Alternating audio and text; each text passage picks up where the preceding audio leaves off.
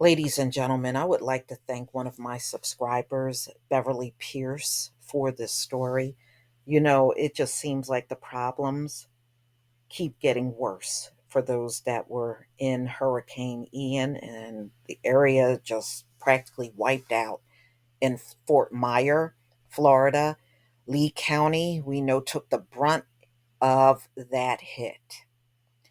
And y'all, it just seems like it's getting worse for those folks. So, a flesh eating bacteria is ripping through areas that were hit by Hurricane Ian. So, just as residents caught in the path of a devastating Hurricane Ian begin to pick up the pieces of their lives, the area has been hit by a spike in cases of a grim flesh eating infection.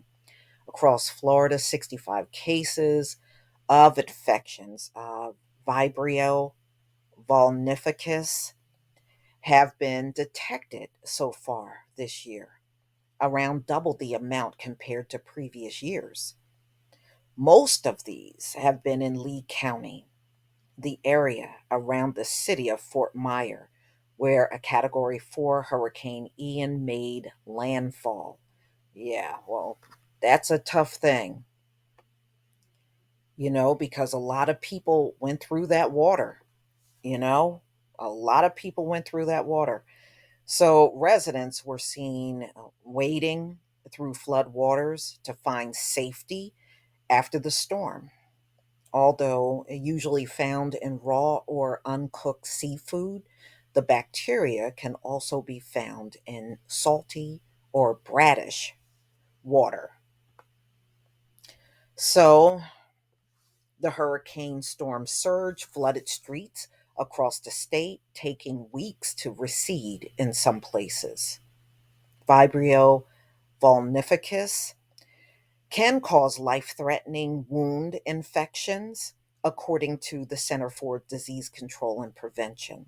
In some cases, those infected may require intensive care or even limb amputations. Wow, that is scary. That is indeed scary.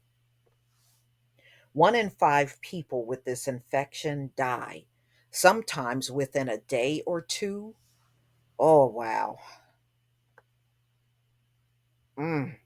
And they said you feel the illness not long after you have been in that water, maybe about up to 2 days, and you start becoming ill. So I guess if you don't get the help you need, you could be looking at an amputation. So far, 11 people have died in Florida this year due to the bacteria, with 4 of them in Lee County. Florida's health body, Florida Health, has connected the spike directly to Hurricane Ian. Vibrio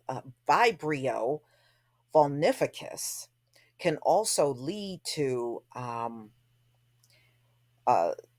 what they're saying is it can be damaging to open wounds, like somebody that has an open wound or any type of skin infection. So it's why it's dubbed the flesh eating bacteria. So I guess if you have any previous wounds, and that's not unusual for people that are elderly for one reason or another, bed sores or some kind of open wound. Yeah.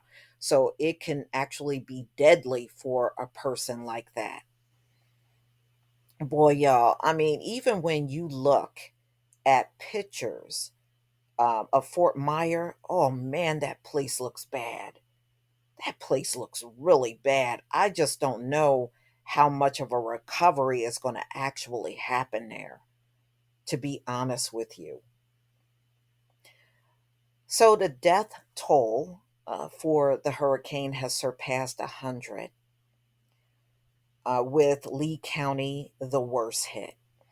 Lee County Department spokeswoman Tammy Solis said sewage spill in coastal waters, like those caused by Hurricane Ian, may increase bacterial level. Yeah, when sewer water with the ocean water, yeah, I can see how that happens. So they're saying people with open wounds, cuts, or scrapes can be exposed through direct contact with seawater and brackish water. Wow. So details began to emerge about some of the lives lost in the storm at the start of October. Many of the victims were over 60 years of age and had drowned, according to Florida's Medical Examiners Commission. In hard hit Lee County, one body was found on a neighbor's deck and another submerged in a car. A 68-year-old woman drowned in Volusia County after being swept by the wave into the ocean. I am not saying we are not going to find anybody else. We may find other people, Guthrie said. The second search. So they already did one search through Fort Myer, and they're going to go back and do a second search. And that's similar to what they did in Hurricane Katrina. You know, you may still find a random body months from now. You just don't know. Over claims that evacuation orders should have been made quicker, Florida sheriff said the hurricane was unpredictable. Yeah, they all really are. I mean, you don't know.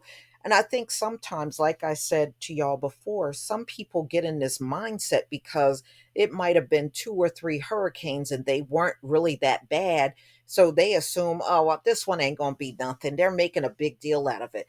There's really no way for anybody to know, to be honest with you. A lot of people want to sit here and say, oh, could you have done it quicker? Could you have done it differently? I'm telling you that this storm was so unpredictable. So, but I can tell you this with certainty: at the Emergency Operating Center, we have made that call the second we thought, and we were able and we wouldn't change anything. We want everyone to listen. We can't force them out of their homes, but we did everything we could the proper way. So, this is what the sheriff is claiming. So, you know, I do believe they should have gotten more than a 24-hour warning. I mean, they knew this thing was coming days before it hit. You know, I guess I'm a believer. You put the message out there, whether you think it's going to be a dangerous one or not, and then let the people decide whether they want to ride out the storm or not. And, unfortunately, some people just made a bad judgment call, and some people just didn't have enough time to get out of there. They really didn't. But y'all, please tell me what you think about this story. I sure hope a lot of people don't get hit with this flesh eating bacteria. Oof, just the thought of that. After being out of your home, you may have lost your vehicle, you may have lost everything you owned, and on top of that, you're getting this flesh eating bacteria. Oh man. But y'all, please tell me what you think. Please leave your comment and subscribe. Don't forget to hit on the notification bell, and I'll see you on the next video. Peace, family.